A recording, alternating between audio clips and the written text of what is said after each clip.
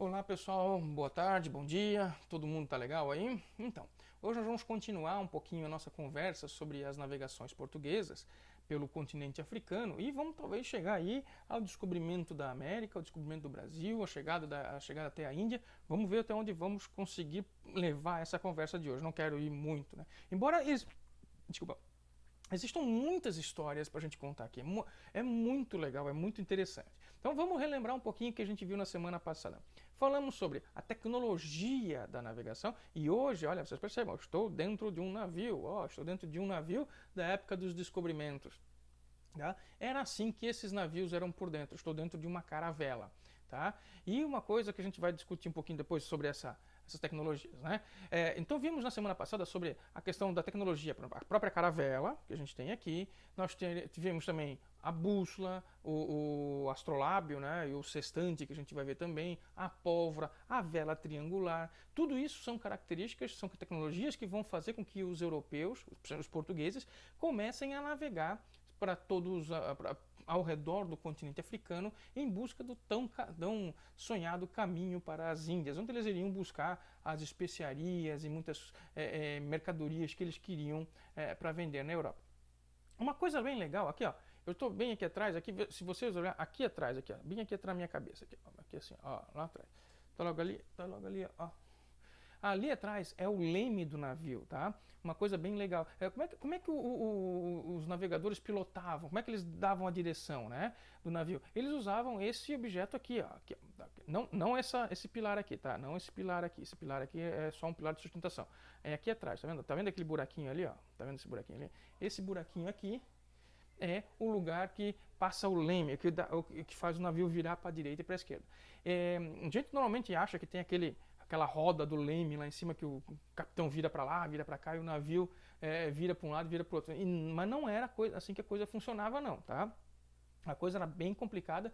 O cara que fazia isso era o piloto, não o capitão. Tá? É o piloto que fazia isso. O capitão indicava, nós temos que ir para essa direção. É o piloto que fazia a mudança de direção. Só que o piloto ficava aqui embaixo. Ele não estava lá em cima. Ele não via nada. O piloto estava olhando para frente. O que tinha na frente? Nada. Tinha um monte de madeira na frente dele. Ele estava dentro do navio. Ele conseguia enxergar alguma coisa do navio pelo lado de fora.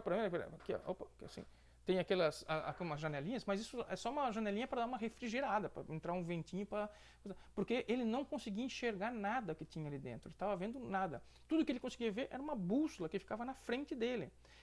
Com essa bússola, ele fazia com que o barco sempre estivesse para o mesmo lado. Então, se o barco está indo para lá, a bússola está apontando para cá, ele fazia com que aquele ponteiro da bússola sempre estivesse nessa direção.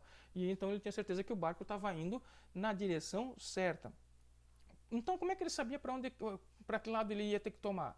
Era o capitão que estava lá em cima, ou o imediato, ou alguma outra pessoa que passava a informação para que ele pudesse ir para a direita, para a esquerda, tá? Por exemplo, ele não sabia se tinha na frente, se tivesse uma rocha, uma ilha na frente dele, ele não sabe.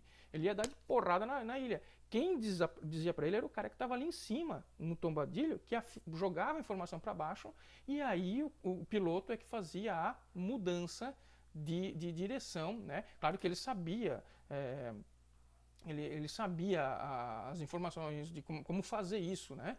Mas ele não estava vendo nada, ele estava navegando literalmente às cegas, tá? Era quase como uma navegação por instrumento, ele só tinha a sua bússola ali na frente. Se estava indo certo ou errado, se desse alguma coisa de errado, a culpa era do capitão que passou a informação errada. Ou dele, que deu uma bobeada que o navio saiu da linha, era ele que aí ia ter que resolver a situação. Né? A comida dentro que esses caras comiam era terrível. Tal. Nas primeiras semanas, primeira, segunda semana, ainda se comia relativamente bem, comia alguma coisa de fresco. Porém, depois desse tempo, é que o bicho pegava. Por quê? Porque a comida já não tinha mais. Depois de algum tempo, a água que eles estavam, porque não pode beber água do mar, né? Você não pode beber essa água do mar. Não tinha como tirar a sal da água. Pelo menos hoje se faz, os navios por aí fazem isso. Mas naquela época não tinha muito, não tinha como fazer. Então você carregava barris e barris de água, tal. Só que com o tempo a água dentro do barril ela apodrece. E aí o pessoal tinha que tomar água podre mesmo. Dane-se, toca lá. Ah, isso vai dar diarreia. Fazer o quê, né? Fazer o quê? Tem diarreia, né? É melhor ter diarreia que tá vivo. Aí você toma água ali, comi umas bolachas duras. Geralmente essas bolachas já vinham com os bichinhos juntos, já, sabe? Tinha umas larvinhas, uns bichinhos juntos, que você come junto também, porque é proteína, né? Proteína é bom, né? Dizem que é bom, é bom, é bom, é bom. Não quer dizer que você vai começar a comer os bichinhos que tem lá, vai sair no terreiro catando tudo quanto é coisa e botando na boca. Pelo amor de Deus, não vai fazer um troço desse, né? Já pensou? Depois, foi o professor de história falou que é bom. Não fala, não, tô dizendo que esses caras aqui dentro desses navios é que comiam os bichinhos porque tava na fome, né? Tava com fome. E isso trazia muito problema de saúde para eles, porque uma das questões mais importantes da alimentação é as vitaminas. Ninguém sabia da existência de tal vitamina, que caramba é uma vitamina, vai entender, né? Vitamina, principalmente uma muito importante que a gente conhece, que é a tal da vitamina C, que está em todas as frutas, por exemplo, laranjas, né? Laranja, acerola, a tangerina, limão, né? São frutas que estão riquíssimas em vitamina C. E essa vitamina C é importantíssima para o nosso corpo. Sem ela, o nosso corpo ele simplesmente para. Né? Eles não entendiam isso. Depois de um certo tempo, quando as missões eram muito longas, que a comida já resumia-se a água e bolacha podre, água podre com bolacha bolorenta, e uns bichinhos, uma barata, um rato que conseguia comer no meio do caminho, que podia pegar, essas pessoas começavam a ter problemas de saúde. Por exemplo, você começava a emagrecer muito, você ficava muito fraco, a pele ficava amarelada, bem molenga, assim. As gengivas começavam a inchar e sangrava muito, os dentes começavam a cair, e eles chamavam isso do mal do mar, ou doença do mar, né? Que a gente conhece hoje como escorbuto. A palavra chama-se escorbuto, né? Que é uma doença causada pela falta de vitamina C. Basta você chupar uma laranja ou tomar uma limonada. Se tomar uma limonada, acabou o problema. Não tem mais problema. Você cura o escorbuto com uma limonada.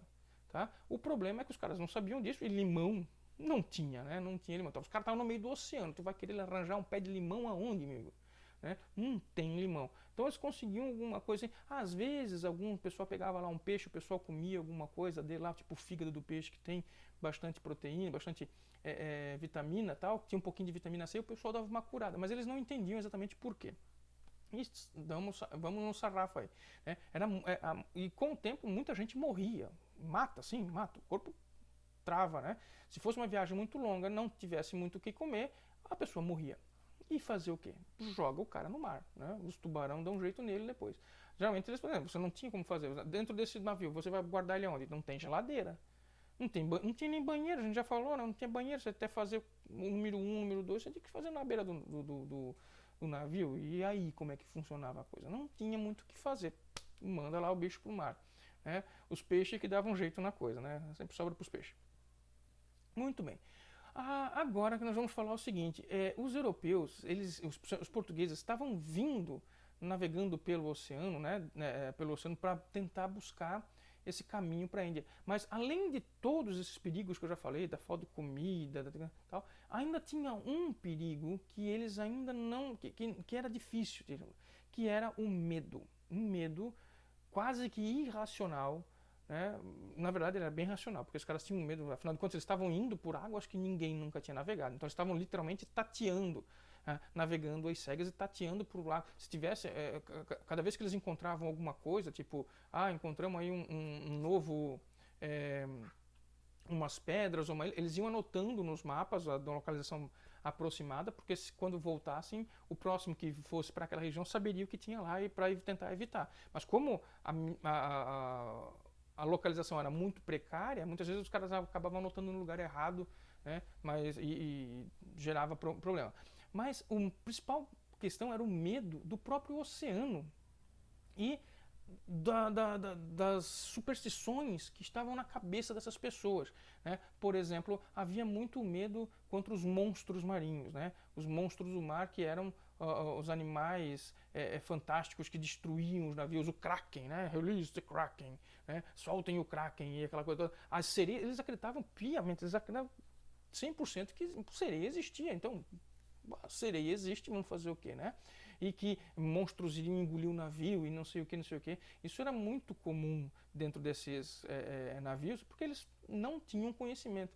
Se a gente pensar um pouquinho, eles não tinham eles não estavam tão errados assim.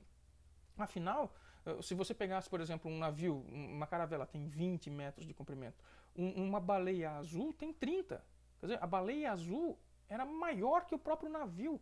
Isso, imagina você tá navegando ali e de repente você vê aquele gigantesco animal no teu lado, tá? Isso era incrivelmente assustador, tá? Que gerava, né, esse medo gigantesco nesse povo todo ali. Uma aguinha, né, que ninguém é de ferro. Muito bem. Aí, mas quando eles começaram a navegar, em 1415, lembra lá, a Conquista de Ceuta, 1415 e tal. Aí eles vão começar aos poucos descer a costa africana até 1434, deixa eu ver se é 1434, com a colinha aqui no lado para não errar, né? 1434, quando os Giulianes conseguem finalmente dobrar o chamado Cabo Bojador, que era o ponto mais ao sul que os portugueses conheciam. Então, vamos dar uma olhadinha aqui no Cabo Bojador. Vamos dar uma olhadinha aqui. Aqui, ó. Vamos puxar aqui. Ó, aqui, Portugal. Aqui é Ceuta. Tá vendo aqui, ó? Ceuta, né? O primeiro pontinho, né? 1415, primeiro lugarzinho que eles vão dominar. E aí, aqui é o Cabo Bojador. Ó, o Cabo Bojador é aqui, que é as Ilhas Canárias, né? Que vai ser, hoje é da Espanha, né? Hoje é da Espanha. Então, aqui nós temos o Cabo Bojador, 1434. Só que, olha só, esse era o último lugar que os portugueses, em 1434, acreditavam. Eles acreditavam que a África devia acabar aqui embaixo. Aqui embaixo. Só que o problema é que, olha só. Aqui, o Cabo Bojador está aqui, tá? Olha aqui onde é que eles estavam. Né? Veja que está bem longe. Olha só, aqui é o Cabo Bojador, aqui é a Ponta da África. Você está bem longe de conseguir chegar no seu destino. Mas eles continuaram indo cada vez mais ao sul, cada vez mais ao sul. Sempre eles mandavam 3 navios, esses 3 navios desciam um pouco mais, anotavam tudo que tinha por aqui e voltavam. Depois eles mandavam mais 3, depois mais 3, depois mais 3, e aí eles vinham descendo e eles vão condenar. Quando eles chegaram aqui, assim, achavam que estavam chegando no fim da África, né? Porque a África estava fazendo um contorno para cá. Mas de repente chegaram aqui, deram a cara com a África de volta e começaram a descer de novo, né? Então foi bem complicado. E o que eles faziam? Quando eles chegavam num lugar novo, o que eles pegavam? Eles faziam contato com os povos que viviam nessa região. Opa, volta aqui. Eles pegavam e faziam contato com os povos que viviam nessa região aqui, que eles estavam chegando de novo. Eles paravam os navios, desciam, né, com material, sempre chegavam lá nesses novos lugares, falavam com os nativos, trocavam presentes, né, viam assim, existe um rei por aqui e tal, vamos conversar, vamos negociar, e faziam negociações diretamente com os povos aqui. Por exemplo, na região do Benin, aqui, ó, nessa região aqui, Benin, né, Nigéria, essa região aqui, ó, na Guiné, Gana, essa região, toda essa região aqui, isso aqui a gente chama de Golfo da Guiné, tá? Essa região do Benin, por exemplo, existia uma civilização africana muito desenvolvida na fundição de bronze. O bronze de Benin era famosíssimo, porque era muito, mas muito melhor que qualquer bronze que era produzido lá na Europa. O bronze produzido aqui na África era muito melhor que o bronze produzido aqui. E os portugueses ficaram muito interessados em conseguir negociar esse bronze aqui. E começaram a trazer... Por que o bronze era interessante? Porque dentro do navio... Vamos aqui de novo aqui. Porque dentro do navio, esse navio, por exemplo, você está vendo aquele canhão? Está vendo aquele canhão ali? Esse é um canhão de ferro, tá? Aqui atrás de mim, aqui também, aqui, opa, aqui, ó, aqui tem mais um, opa, aqui, ó, tem mais um aqui. Esses canhões de ferro eram muito bons, só que o problema é que a água do mar, ela é meio complicada para o ferro. A água do mar, ela enferruja, o ferro enferruja muito rápido, o sal enferruja muito rápido os canhões. Então eles começaram a trocar os canhões de ferro por canhões de bronze. Por quê? Porque o bronze não enferruja. O bronze ele pode ficar dentro da água salgada por centenas de anos e tudo que você vai ter que fazer depois é raspar a craca que tem em cima e pronto, o bicho está inteiro de volta. Tá? O bronze não enferruja e para as navegações, os objetos que ficavam principalmente expostos, né, dentro do navio, que pegava muita maresia ou pegava água do mar, era muito importante que esses objetos não enferrujassem, porque senão era complicado. Então o bronze que esses caras estavam produzindo aqui na região do Benin, aqui, era muito bom. E os portugueses começaram a pegar esse bronze para poder utilizar na navegação e, claro, fazer objetos lá em Portugal também. E eles não fizeram, como a gente imagina, assim, chegaram lá, saíram do navio atirando para todo lado. Não, eles negociaram com os africanos, com esse povo de Benin. Eles tinham a civilização na região do Benin, tinha uma civilização muito organizada, tinha rei, tinha cidades muito grandes e tal. Isso depois, mais tarde, vai ser destruído por outras questões e tal. Mas nesse primeiro momento que os portugueses estão chegando lá, eles chegam com muito cuidado, eles chegam negociando com calma, eles não chegam na pancadaria, né? Eles deixam uma coisa interessante. Tá? Que eles vão ter. Como esses povos falam uma língua que os portugueses não conhecem, o que eles fazem? Eles deixam. Geralmente esses navios tinham algumas pessoas que eram chamados de degredados. Tá? Esses degredados, eles tinham a função de fazer o quê? O degredado era como se fosse um prisioneiro que quando chegava lá na região, nessa região nova que os portugueses estavam chegando, eles deixavam essa pessoa lá com os povos nativos.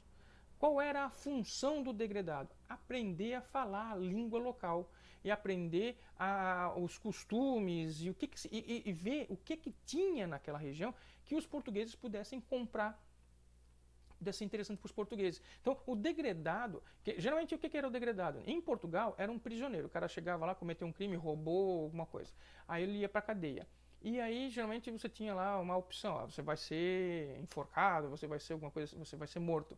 Mas ele recebia uma chance, uma oportunidade de trocar a pena de morte por uma pena de degredo, ou seja, uma pena de expulsão. Ele nunca mais poderia voltar para Portugal. Ele seria levado com o navio, seria deixado lá naquele lugar e ali ele aprenderia a falar a língua local, aprenderia os costumes locais. E muitos desses degredados se tornaram gente importante. Por quê? Porque quando o próximo navio português chegasse, e ele ia chegar, um próximo, talvez no ano seguinte, chegaria um novo navio, a primeira pessoa que eles deixavam já registrado, no lugar tal, deixamos o João, o João José.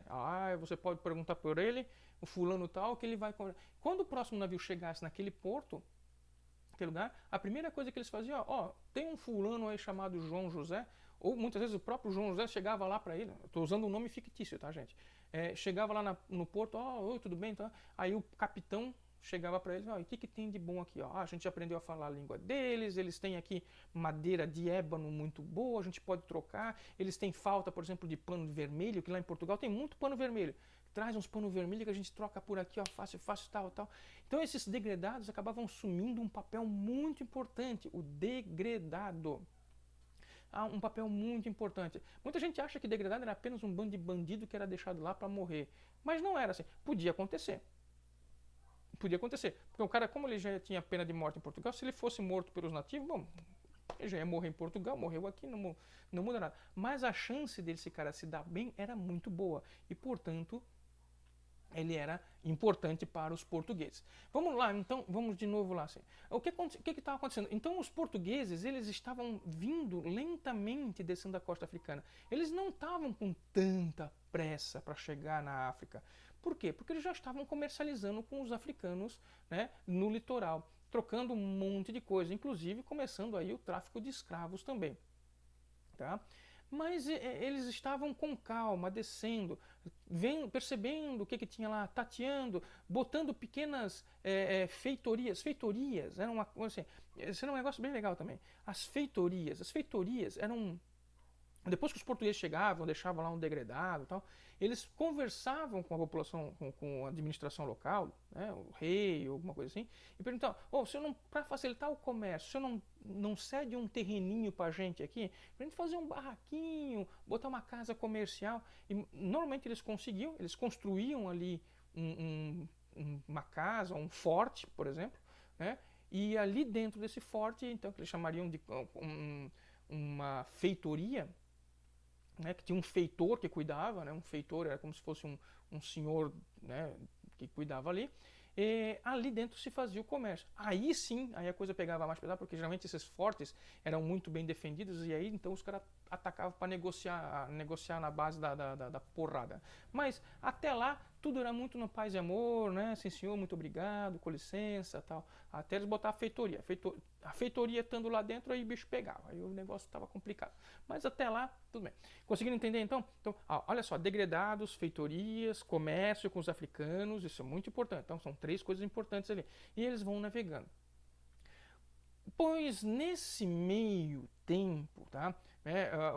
Os portugueses, eles vão chegar, vamos fazer o seguinte, vamos puxar de novo aqui o nosso Google Earth, né? Vamos lá de novo. Aí os portugueses vão navegando e aí eles começam a perceber que alguma coisa está... Opa, vamos puxar aqui. Alguma coisa estava acontecendo.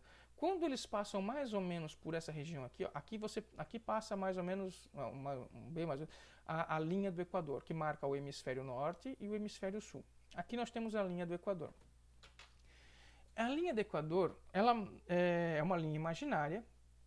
Vocês podem perguntar ali junto ao professor de geografia. Mas ela é muito interessante, por quê? Porque a partir até aqui, eles estavam, por exemplo, navegando à noite usando a estrela polar. Só que quando você chega na linha do Equador, a estrela polar não é mais visível. Da linha do Equador para baixo, você passa a ter uma outra constelação que vai ser muito visível, que é o Cruzeiro do Sul, que está inclusive na bandeira do Brasil. Outra coisa muito importante que vai estar acontecendo é o seguinte: quando você está navegando aqui, vocês já ouviram falar das correntes marítimas, né? Correntes marítimas são tipo rios que correm pelo mar, aqui assim, que vão circulando a água. A corrente marítima, ela aqui na região no hemisfério norte, ela faz o seguinte: ela desce pela costa africana e depois ela volta para cá. Ela fica circulando. Então ela desce por aqui e vem para cá. Tá? Então, quando, por exemplo, eles vinham navegando por aqui, quando eles chegavam aqui que queriam voltar, eles não voltavam direto para cá. Eles faziam uma volta para cá e vinham para cá. Então, eles faziam uma volta, né? Eles vão chamar esse tipo de volta aqui, eles chamam isso aqui de volta ao mar. É uma volta dentro do mar. Porque daí as correntes oceânicas vão empurrar o navio, olha só. Elas empurram o navio e, pumba, bem aqui, ó, jogam de volta para Portugal. Tá? Só que quando eles chegam aqui, nessa região, que chega na região da linha do Equador, o que acontece? As correntes oceânicas invertem. Ou seja, o que antes estava descendo agora passa subindo. Aí a coisa fica complicada. Por quê? Porque as correntes oceânicas que antes estavam empurrando os barcos para baixo, meia costa, agora começam a empurrar o barco para cima. E isso fica difícil para os navegadores portugueses navegar, porque tenta imaginar. Vamos tentar imaginar um negócio aqui. Como as correntes oceânicas estão te empurrando para trás. Quando eles atravessam a linha do Equador, atravessar a linha do Equador já era uma coisa muito complicada. Não era difícil pra caramba. Por quê? Na linha do Equador, vamos dizer assim, ela separa o hemisfério norte do hemisfério sul. Nessa região do Equador, acontecem alguns fenômenos meteorológicos muito interessantes. Muitas tempestades surgem na linha do Equador, porque é uma região mais quente. Mas também existem as chamadas calmarias, que é quando simplesmente do nada todo o vento para e você fica parado no mar. Afinal de contas, o vento é o motor do navio. Sem vento, o navio para. E você ficava parado no meio do mar porque não tinha vento. E essas calmarias podiam durar 1, 2 dias, como podiam durar 2, 3 semanas. E esses caras ficavam naquele calor infernal, sem vento, parado, sem comida, sem água. Chegaram, não sei quanto isso é lenda, quanto isso é verdade, de encontrar alguns navios depois, né, quando a calmaria termina e o vento manda embora, deles encontrarem navios vazios, porque toda a tripulação morreu. E como a vela estava né, esperando o vento, quando a tripulação morreu, o vento veio e empurrou o navio foi embora. Acontece. Então, atravessar a região da linha do Equador era muito complicado, tá? Porque você tinha então mais um perigo aí somando aquilo que já tinha. E aí então o que acontece? Antes a água estava te empurrando para baixo, ou seja, você ia rápido, agora a água está puxando para trás. É quase como você querer andar de carro numa pista que você acelera e o carro não anda, o carro não vai para frente. Como a rua está te empurrando para trás. E o que eles inventam? Então, vamos tentar olhar de novo. Porque olhar o mapa é a melhor coisa que tem, porque explica melhor. Vamos lá. Então, quando eles atravessam a linha do Equador, eles começam a perceber que a corrente oceânica inverteu. Então, eles percebem que podem fazer o seguinte: bom, se é daqui eu tenho que dar a volta ao mar para chegar, talvez eu consiga fazer a volta ao mar aqui também. E eles começaram, sim, a fazer a volta ao mar. E a corrente oceânica passa exatamente aonde? Aqui, ó. Bem aqui na costa brasileira. Então, eles vão fazer essa volta ao mar aqui, ó, e vão passar bem ao... Claro que eles não, nesse primeiro momento, 1460, 1470, eles não vão estar chegando na costa do Brasil, mas eles já estão desconfiados que tem terra aqui, por quê? Porque eles começam a encontrar, quando estão fazendo essa volta ao mar aqui, começam a encontrar muitos indícios de que alguma coisa tem para o lado do oeste. Vejam só, eles começam a encontrar troncos flutuando na água que não era para estar no meio do oceano, eles começam a encontrar algas, que geralmente é lugares onde tem terra, que tem esse tipo de alga, começam a encontrar pássaros que só ficam em terra, os caras começam a desconfiar. E essa desconfiança era bem fundada, os caras sabiam muito bem. Bom, no ano de... Deixa eu pegar aqui. O ano de 1488 foi o ano em que finalmente os portugueses chegaram aqui embaixo. Ó. Lembrando, eles começaram em 1415. Então agora nós estamos chegando em 1488, quando um navegador chamado Bartolomeu Dias, o capitão de uma frota de 3 navios, chamado então o Bartolomeu Dias, guardem esse nome, nós vamos falar bastante dele. Ele está descendo aqui a costa, eles já desconfiavam que a costa ia acabar, estavam muito suspeitos que a África estava terminando. Quando ele está descendo por aqui assim, tá, eles chegam nessa região aqui, eles pegam uma tempestade violenta que joga eles para o sul. A tempestade durou 2 semanas, se não me engano. 2 semanas chacoalhando. E tão rápido quando ela apareceu, ela simplesmente desapareceu. E aí, quando eles estavam no meio do oceano, né, o que eles fizeram? Eles navegaram para leste e continuaram navegando, porque eles esperavam encontrar a costa da África para chegar. Então eles estavam vindo por aqui assim, aí a tempestade pegou eles né, se afastaram da costa, porque para não bater nenhuma pedra que a segurança faz o quê? Joga para o meio do mar e vamos esperar a tempestade passar lá. Quando a tempestade passou, eles vamos voltar e encostar na costa africana e continuar descendo. E eles pegaram e continuaram navegando. Só que quando eles perceberam que de repente não tinha mais nada, e aí eles pensaram, bom, nós estamos navegando para cá, e não estamos encontrando nada, vamos subir. E aí eles chegaram até aqui em cima. Eles perceberam, opa, peraí, a costa africana agora não está mais descendo, ela está subindo. Eles, inclusive, seguiram a costa durante um tempo, né, para ver se não era talvez uma baía, alguma coisa assim, e perceberam que não tinha nada. Eles continuaram subindo a costa africana e perceberam, chegamos ao fim da África. Né? E o Bartolomeu Dias, então, pegou depois e voltou até encontrar o que ele chamava de o Cabo das Tormentas. Aqui nós temos ele aqui, ó. Né? Aqui está um nome diferente, né? Aqui é o Cabo das Tormentas aqui. Ele chamou de Cabo das Tormentas. Tormenta, o que é? Tormenta é uma tempestade, tá? Uma tempestade muito forte. E como ele encontrou lá uma tempestade muito forte, ele falou, vamos botar o nome desse lugar de Cabo das Tormentas, né? O Cabo das Tempestades. E aí ele pegou, voltou até Portugal. Essa viagem durou quase 2 anos, cara. Durou 1 ano mais ou menos, né? Durou 1 ano. E aí ele voltou e ele falou, encontramos finalmente o caminho, encontramos finalmente o fim da África. E eu botei o nome daquele lugar de Cabo das Tormentas. Então, Bartolomeu Dias, no ano de 1488, chegou e disse: encontramos o fim da África. E botei o nome do lugar de Cabo das Tormentas por causa disso, né? Porque o lugar lá era muito cheio sei lá, muitas tempestades. Só que o rei de Portugal falou assim: pô, Cabo das Tormentas, o pessoal já está com um monte de medo de ir para o mar. Imagina agora se tu for mandar os caras para um lugar chamado Cabo das Tormentas. Ninguém vai querer botar o pé no navio, né? Vamos fazer o seguinte, vamos mudar o nome. Cabo da Tormenta não pegou, não. Vamos botar Cabo da Boa Esperança. Ah, agora sim. Agora ficou legal. Cabo da Boa Esperança. Aí o pessoal fala: ah, Boa Esperança, legal. Mas no fim das contas foi aquele lugar é perigosíssimo, tá? É um lugar complicadíssimo. Mas eles mudaram o nome porque, bom, era uma jogada de marketing. Cabo das Tormentas é mais complicado, né? Como eu já falei antes, o nome diz muita coisa, né? Então, o pessoal tinha meio nome, né? Vamos botar um Cabo da Boa Esperança, né? Você tem a esperança de voltar. Então, o Bartolomeu Dias é o cara que chega em 1488, ou seja, eles desde que começaram, né?